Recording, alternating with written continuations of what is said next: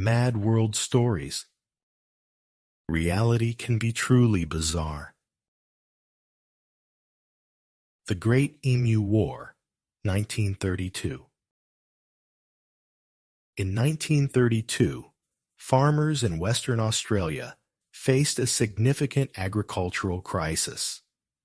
Following World War I, the Australian government had granted farmland to returning soldiers under settlement schemes designed to encourage wheat farming and development in rural areas.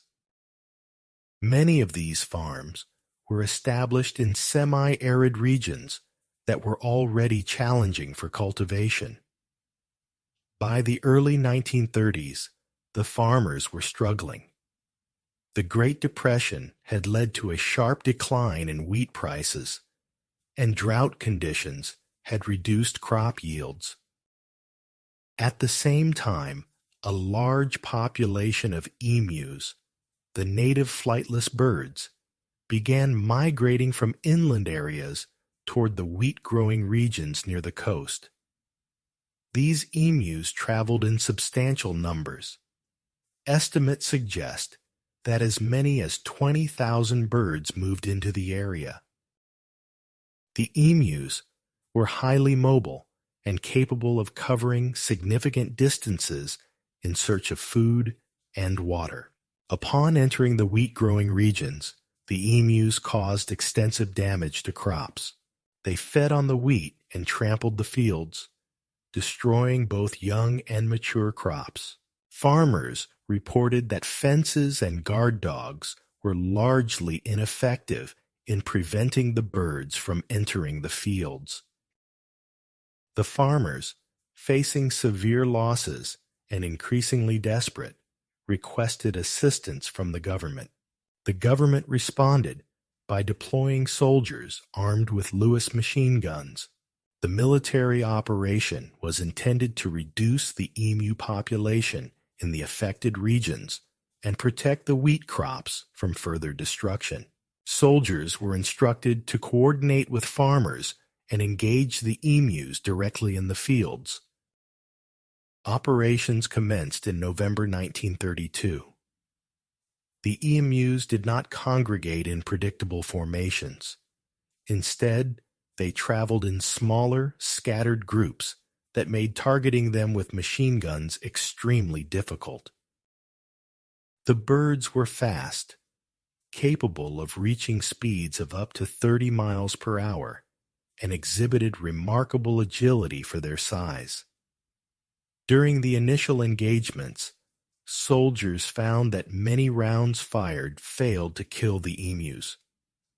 Reports indicated that even direct hits often did not stop the birds, and only a small number were eliminated during early operations. In subsequent attempts, the military adjusted tactics.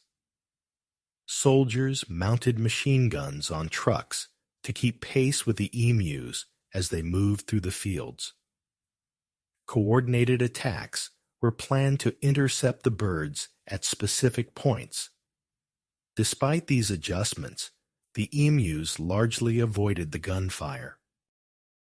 Their speed and ability to scatter into multiple directions reduced the effectiveness of each operation.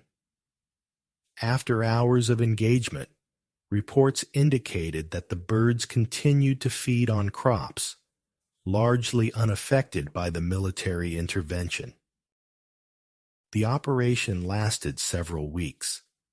By December 1932, the military withdrew. Estimates suggest that only a few hundred emus were killed out of the tens of thousands present in the region. The emus continued to feed on and damage crops even after the withdrawal. Following the military's exit, the government pursued alternative strategies to mitigate the problem.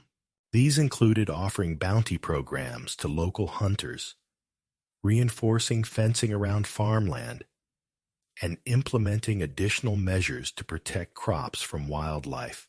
Over time, these approaches proved more effective than direct military intervention in reducing the impact of the emus on agriculture. The Great Emu War is recorded as a rare military engagement directed against a non-human species. It demonstrates the difficulty of controlling large populations of wild animals using conventional weapons designed for human conflict. Military reports, government correspondence, and contemporary newspaper articles provide detailed documentation of the operation, including the tactics used, the number of emus encountered, and the results of the engagements. The outcome of the operation was clear. The emus remained largely unaffected, and the agricultural problem persisted. Farmers continued to experience crop damage from emus in subsequent years. The Great Emu War remains a documented historical event that illustrates the limitations of military action in addressing ecological challenges. It highlights the need for alternative strategies, such as fencing, bounties, and environmental management when attempting to control wildlife populations.